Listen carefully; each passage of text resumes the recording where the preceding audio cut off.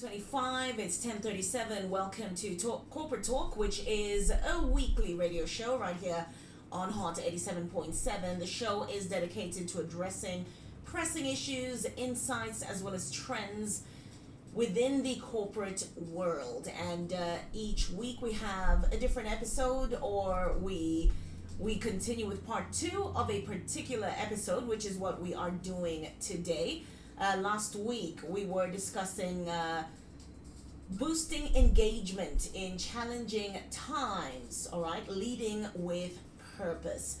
So Corporate Talk, we do this with Coach Steady, and he is the founder of Steady Hill Global. He is CEO of Icon Management Solutions, a company whose vision is to help corporates and startups to increase productivity and revenue through training, branding, and digital strategy as well.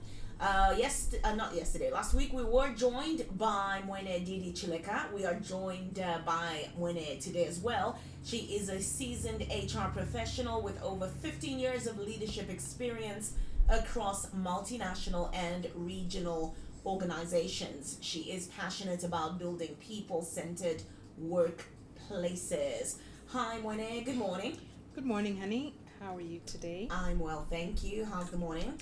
It is great. I'm not sounding like a guest on the show, am I think today you're not. Yeah. Great. Hi, Coach. Hey, honey, what's up? Good to see you. Good to see you as well. How has the week been? Well, the week has been the week, Mhm. but it's good to be out here today and just sit in the studio and have the conversation once again. So I'm really excited. Awesome. Yes. So, leading with purpose, boosting engagement in challenging times. So we're gonna pick it up from last week, but Coach, just in case somebody wasn't tuned in last week, just break it down for us. What we discussed last week. Thank you so much. I think you already gave out the topic. We're speaking on leading with purpose, boosting engagement in challenging times, and I think some of the things we spoke about is the leader who I think speaking to leaders who really want to lead and really inspire their people and their team and their organization as well. And in certain times. So in these challenging times, whether caused by economic pressure, organization changes, or personal burnout, leadership must evolve. It's no longer enough to simply direct. You must lead with purpose, and I feel that purpose is the key word.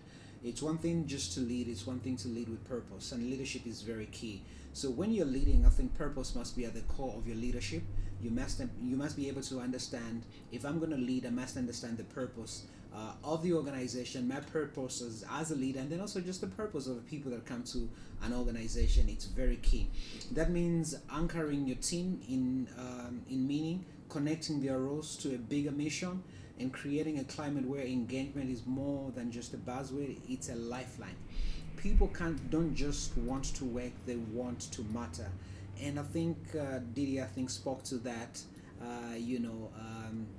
Last week, I think she gave out really critical components to that as well. So people want to matter. As a leader, you are the catalyst of that transformation. So the role of leadership in every organization, in a nation, in any space is very critical. And I think at the core of just putting purpose to be the major thing is what every leader must be able to focus on when we come to leadership. All right. So today, part two of this topic. So we want to know how culture influences engagement when people are under pressure. Didi, are you taking that one up? I'm actually thinking like the word culture, like so many things have come into play.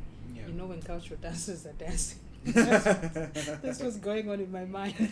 Yeah. But so organizations have different cultures. Then the environments within which they exist have cultures. Yeah? So as a nation, we have a certain culture. But then within the organization where I work, there's another culture, which sometimes emanates from the wider picture and sometimes not. So culture matters in the sense that what we say, what we mean to have as a culture must really be what's on the ground. Sometimes Sometimes organizations will say, oh, part of our culture is that we have an open door policy and we address each other on first name basis and things like that. And then that's really not what happens. In reality, leadership leads in such a way that people are not free, because the door can be open, but I'm not free to walk in. You know what I mean? Yeah. So culture really is about how we are perceived as leaders, in terms of how do we emanate leadership downwards, and how much do we allow to come upwards into our space. So whatever that picture looks like, whatever we're singing about, must be what really is happening. So sometimes as leaders we are consumed in a certain culture that we think we are practicing, when in actual fact that's not what the people at the bottom are feeling. So that's why it's important. It's really about marrying what we say with what we actually do. Mm-hmm. And what role does storytelling play in employee engagement? Anything that I speak about from a point of view of my reality, I will speak truthfully, I will speak genuinely, and I will stick to. I will not have to change my story. Yeah? if I'm talking to you based on what I have been through as a leader, this is what it took me to get to where I am practically. It is relatable because I'm human, but it is also very genuine because it comes from a point of truth. It comes from a point of I have actually lived it. And it is real because I have done it, and therefore you can too. If we speak to our people, or we just do things from theory usually sounds nice. But those words are not as practical sometimes as you would like them to be when you get down to the practice. So storytelling helps in the sense that it brings a sense of reality and genuineness to the practice, and it makes things relatable and I think more practical and easier to do. And maybe just also to add in on that, stories humanize strategy. When people hear stories of impact, they remember their why. And I think that's also the critical thing. I think there's a quote that says, facts tell, stories sell. And it's the same thing that goes into marketing. If you are creating a strategy around marketing and getting to your potential clients out there, storytelling is very key. And I think it works in strategy, in leadership. You know, this is where I started from, this is what I built, and this is what I was able to do. You know, I think that really makes you human. It makes you relatable. You know, people feel like, hey, guys, this is one thing I'm able to do. This is one thing that I'm able to work around. And I think part of storytelling is not just telling people the stories that are beautiful. It's also telling them the stories that suck. You know, so I have someone in my coaching program. She always tells a story how every time she went for an interview, she would break down and cry just when she gets in front of the panel. And now she's part of the people that are leading in our book club, you know. So she would cry as in because of nerves? Yes. Okay. Yeah, so like she would just, I think she was called to 2 interviews. They gave her a second chance, the same thing happened. Oh my goodness. But now she's able to lead teams. And in our coaching program, we have a book club. She leads a book club. And she always tells that story of how, you know, now you can imagine, they give you a second chance and it happens And you again. still cry. And you still like cry. The ancestors gathered. I like the way you said it. Shame. The ancestors gathered. Shame. But yeah, I think that's what storytelling does, and I think it also makes it more engaging. It's more interesting and exciting to hear about a real life story than to hear about some theory. And I'm not talking about the stories that our parents used to tell us about passing number one and all that, but yeah, so that's what it does. Mm-hmm. How do you help someone rediscover meaning in a routine role? I like how you said. I don't want. I was about to say something that I shouldn't say, so I'm not going to say it. You know, it's interesting that we no longer come to work to just do work, but we come to work to kind of make human beings feel whole again, because somehow along the line, people just lost certain parts of them. And really, yes, we have interventions around helping people to identify or discover themselves. We have materials, we have skills training, we have all sorts of e-learns these days, and all sorts of things that people can reach out to. So as an organization or as leadership, we try by all means to identify those things that we can bring into our space that will help our people to some extent. I'm really trying to shy away from not talking about the employee having the responsibility to find their own meaning.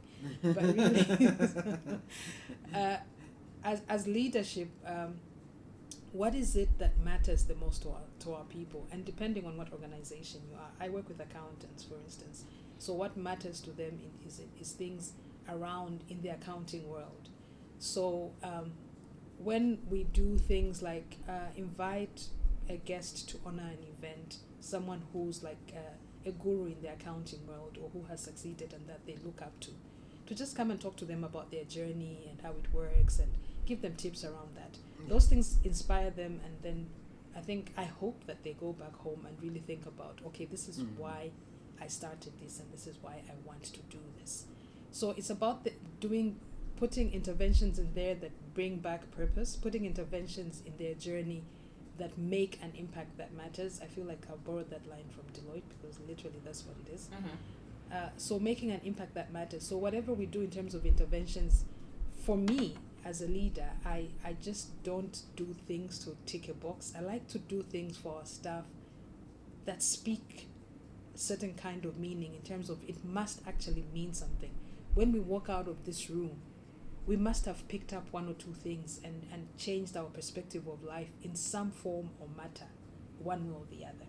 So there are different interventions you could do these days. We could bring coach to talk to our staff, or take them to coaching program so that they don't cry when they go to the interview. But yeah, so there's all sorts of interventions. It's just really about identifying what the real issues are and what we need to do exactly. Okay. And can purpose help resolve workplace conflict? Yes and no. Because I can have purpose and understand why I'm here. But if I'm not careful to keep the noise and the distractions away, I could easily get distracted. Yeah, sure. So purpose is great, but how focused and how determined I am and how aligned I am in terms of getting there is also important. So it's a question of discipline. It's a question of what I choose to focus on as an individual, because we can all have it and we can all know where we want to get, but we may fall along the way because we are distracted by the storms, we're distracted by the noise, and all sorts of things may come into play. But I think, as Paul says in the Bible, like, keep looking forward and leave the things that are behind and around you, and just mind your own business and do what you need to do. So yeah. And I think maybe just to add on that, when teams lie behind a shared purpose, they shift from blame and then to alignment. And like you said, I think there has to be constant engagement and conversations, because when conflict comes in, when people have different agendas, and I also believe that not everybody that works for a particular organization understands the purpose, of that particular organization or what the team really wants to achieve. So I think the key thing is to also understand, and I guess a shared vision dissolves division. So when the vision is shared and understanding who the people that are on board and the people that are leading the team, do they understand what we're trying to do as an organization, as a team? So unless people fully get to a place where they fully have an understanding of why they show up and why they do what they're supposed to do, it really becomes difficult. It's not impossible, it just becomes challenging to be able to get to that place. And when one gets to that place of understanding what we stand for, what we do, what we support, what we promote, it minimizes the division that is supposed to happen in an organization or a team. Yeah, I think to add on, coaches, understanding all that, but how that aligns in terms of my personal purpose in life. Yes, true. So it's at some point the two must speak to each other to some extent. I know we find jobs because we need to make money to make ends meet. True. But even in all that, I think we must find purpose and understand why it is we're doing what we're doing beyond the money. Yeah. beyond the money. Yes. Okay. Now, what metrics matter most when measuring engagement during times like crisis seasons?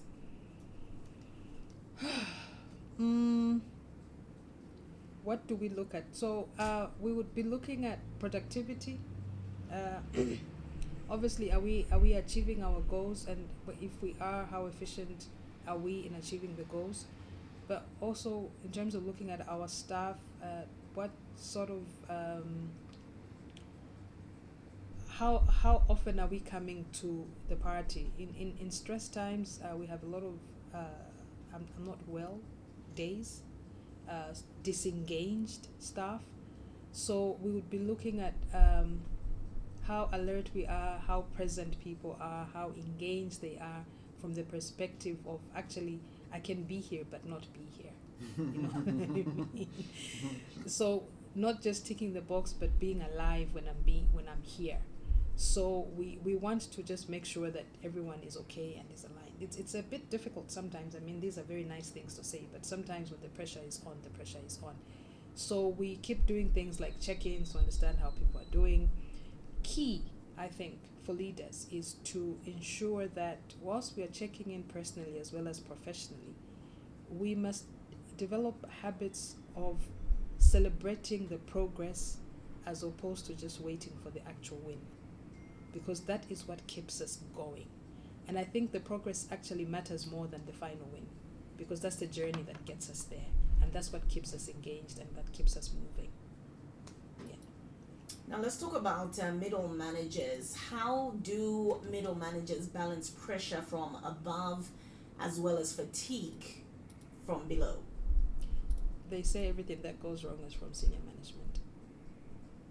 Literally. Say that again. Say that again. Blame it all on senior management. Usually, and I'm just being very real and very practical. Yeah. Usually that's what they do. Mm-hmm. Now, what they should be doing is something else. Yeah? What they should be doing is understanding that they are part of management and they are part of the organization. They have just come out of the other body, i.e. the rest of staff. So to understand the distinction between I'm now part of management and leadership and not part of this other group. And whilst I can still identify with them, I need to also learn that given the kind of information I have now, which is a little bit more than I used to have or what these other guys have, I need to actually start thinking about things differently from how I used to see them, as opposed to try being a champion for the staff. Yeah, I think my experience has been that middle management want to be the hero to the staff. So shouldn't they be? No. John Maxwell says when a team wins, the leader passes on the credit to the rest of the staff, but when the team loses, the leader takes ownership. So we're talking about middle management. Yeah. Yeah. Middle management is key because they have understanding of both worlds. Okay. And unless they balance that understanding, given the knowledge they have from this other side and the closeness they have to that other side, they would be doing the organization a disfavor if all they're doing is try to balance this side and look like heroes. So what should actually be happening is you want a middle management that is strong enough to understand that I'm part of leadership, but I'm also very close to this other side of stuff. Oh, that's good. And because I stand in the middle, my job then is to help balance the equation and be as objective as I possibly can be, given the kind of information I now have that I never used to have, most of it confidential, but you have a bigger picture than you used to, which these guys don't have. Last week we spoke about expectations from staff sometimes that are just not realistic because they don't understand what happens there. Yeah. You know what I mean? So as middle management, until they get there, then one day you look back and it's too late because you'd have already punished the other guy that was there. So middle management is really key in helping to balance, because they are the conduit between both parties. They speak to these guys and they speak into these guys. So as opposed to just play the hero and want, Mm-hmm. to also explain and say, guys, you know what, I used to think like you, but it's really not quite, doesn't work quite the way you and I used to think it does. Let's try and balance it out this way. So that's what should happen. Most of the time, it takes a little bit of time before we get middle management to a place where they understand that this is their place. Didi, how would you sum up or summarize this particular topic, leading with purpose? As a leader, show up as, not as if, show up because you mean it. Be leader enough to inspire the rest of us to want to walk the journey with you 150%. In doing that, leaders must be transparent. We must lead without fear or favor. Diversity, equality, inclusion, and respect are key. Value is important to the people that work for us. Care, that means that we must check in. That means that we must be concerned and care about the people that we work with beyond the workspace. It also means that we must care enough for the environment that we exist in, the communities around us, and the things that matter to people. Because now life is not just about us, it's about the entire community that we live in. So it's caring and having a passion. And if you don't have a passion for things like climate change and problems in the community, at least then identify those people that are excited about these things and have a passion for them, and let them help you cultivate that as a culture in your organization. It's about you being the giant and putting us on your shoulders so that we can see where we're going, because that is what gives us a hope for the future.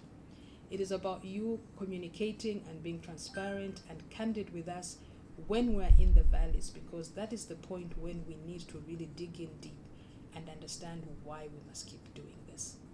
So it's a whole range of things, but be the leader that you would like to be if you were the led. On that note, we wrap up Leading with Purpose, boosting engagement in challenging times. Do join us next week, Wednesday, 10:30, Corporate Talk on Hot 87.7. Radio from 9 till 12 on Hot FM, number one for news and entertainment.